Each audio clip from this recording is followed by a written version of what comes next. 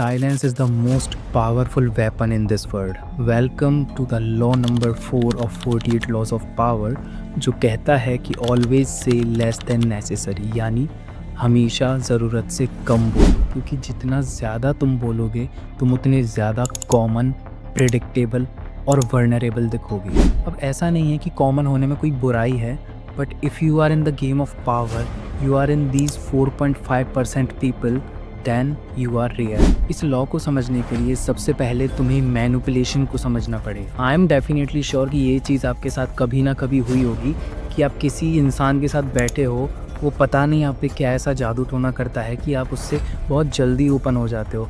आप अपनी सारी बातें, अपनी सारी रियलिटी, पास्ट, प्रेजेंट सब उसके सामने खोल के रख देते हो। And after a sort of time when the conversation ends, you realise कि जो चीज़ें तुम्हें नहीं बोलनी चाहिए थी वो सब तुमने बोल दी हैं। And this is manipulation. This is the thing you need to master in your life. Let me tell you one thing with my experience कि ये मैनिपुलेशन एक्चुअली होता कैसे है। बट उससे पहले मैं एक डिस्क्लेमर देना चाहता हूँ कि अगर आप मेरी वीडियो से कुछ सीख रहे हैं तो do not use these tricks in any sort of attacking mode.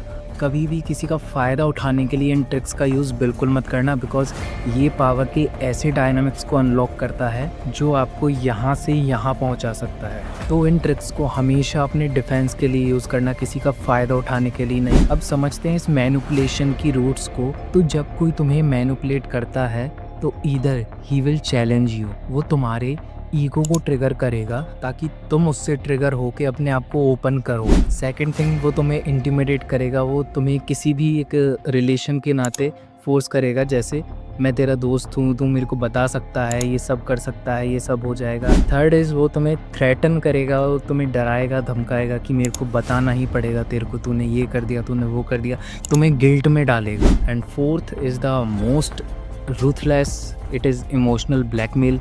वो तुम्हें इमोशनल ब्लैकमेल करेगा और तुमसे सारी बातें निकलवाएगा। एंड बिकॉज दे नो कि इमोशंस तुम्हारी वीकनेस है, तुम उन इमोशंस के चलते अपनी सारी चीज़ें उनके सामने खोल के रख दो। अब समझते हैं इस लॉ को जो कहता है कि हमेशा ज़रूरत से कम बोलो। ये बोलना बहुत आसान है, but in practical life we don't even realise कि हमने किसके सामने क्या बोल दिया है। लेकिन जब वो इंसान वापस आके उन चीज़ों पे आपको पोक करता है, तब आपको पता चलता है कि आपको वो चीज़ें उस टाइम पे नहीं बोलनी चाहिए।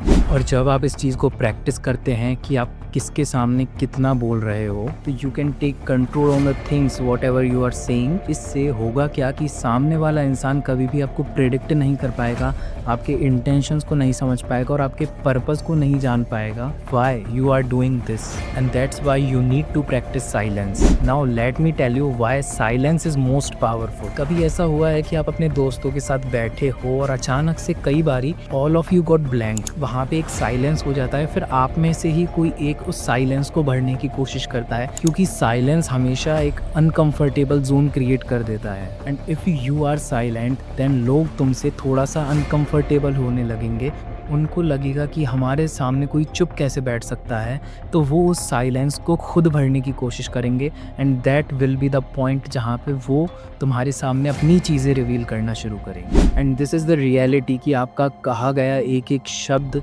एक बाण की तरह होता है।